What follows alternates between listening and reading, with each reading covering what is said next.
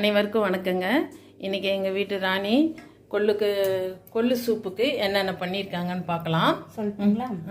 வர கொத்தமல்லி, பூண்டு, சீரகம், மிளகு, கறிவேப்பிலை, அப்புறம் வெங்காயம், கொள்ளு மெயின் கொள்ளு. அது காட்டு தெரியுற மாதிரி காட்டு. அந்த தண்ணியெல்லாம் ஊற்றிட்டு என்னென்ன சாமானாங்கிறத அப்படியே பார்க்கலாம்.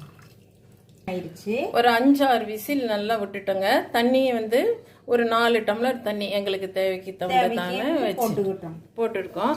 நல்லா வெந்துருச்சு. இப்போ நம்ம என்ன பண்ணலாம், கடைஞ்சிக்கலாம்.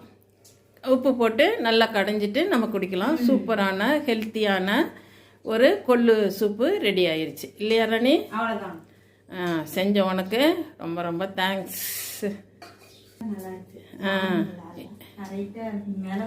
இப்போ நம்ம குடிச்சு பார்க்குறாங்க. நல்லா இருக்குது.